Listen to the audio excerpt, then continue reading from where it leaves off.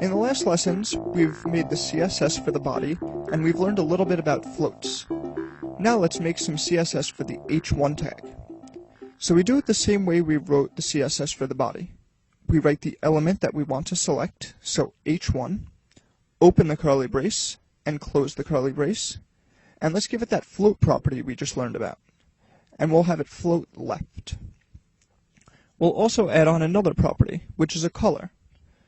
So before, we were changing the background color with the background property. Now we're going to change the text color with the color property. And again, the color is written as RGB, open parenthesis, close parenthesis, for good habits. And inside, I'm going to make the color 100, 0, 0. And that will give us a dark red. Now I just want to emphasize closing your tags, curly braces, parenthesis, and everything else.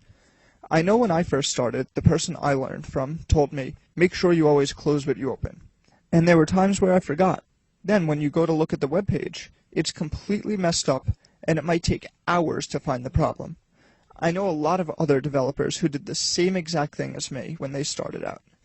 And now, once you're experienced, it's not like, oh, well, I've been doing this for 10, 20, 50 years, even though the internet's not around for 50 years. But anyway, I've been doing this for a long time, so I'm better than closing everything that I open right away. No, it's actually the opposite. After you get more experience, you finally begin to realize the importance of closing everything that you open. It really just saves a lot of time and a lot of headaches. Also, make sure that you put the semicolon at the end of each CSS statement.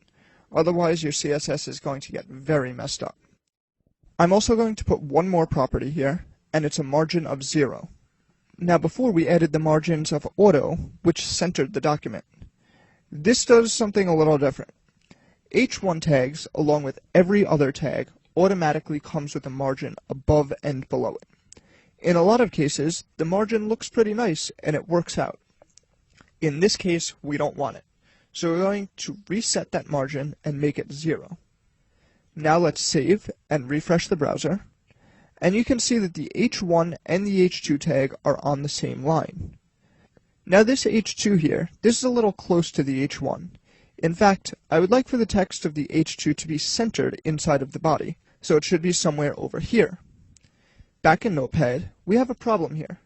Before with the body and the h1, we were able to select the tag just by writing which tag to select. But now with the h2, we actually have multiple h2 tags. See, there's one here, and then another one here. So if we were to just make a CSS rule to style the h2, it would actually style both of these at the same time. So how do we pick out just this h2 over here? Well, I'll show you. To make a specific selection, we need to type the containing tag name, then the specific tag name that we want to select. So in this case, this h2 is inside of the header tag. So let's write here at the top, header, then a space, then h2. And it's sometimes easier to read this backwards, so I'm selecting the h2 inside of the header.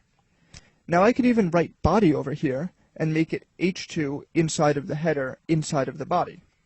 But that's not necessary because this is already specific enough. Just know that if you have multiple tags inside of each other, that you can keep getting more and more specific. So let's style the h2 inside of the header. I said that I wanted the text to be centered, so I'm going to write here, text dash align, colon, center, semicolon. Save it, come back to the browser, and we can see that the text has been moved over and centered. But let's do two other things to this text. First, I want this text not to be so bold, and I also want to change its color. Just like there are browser defaults for each element to have a margin, some of the heading tags default to being bold. I don't want that here. So back in Notepad, let's write font-weight, colon, normal, semicolon.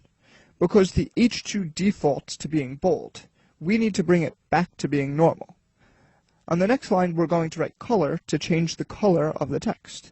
Same as before, RGB, open and close parenthesis, and let's make this 0, 150, 175. Save, open the browser, and refresh the page. And I think that looks pretty good. At this point, you're beginning to realize that web development is so interesting, and the more you know, the more you want to know. In the next lesson, we'll move on to the section tag.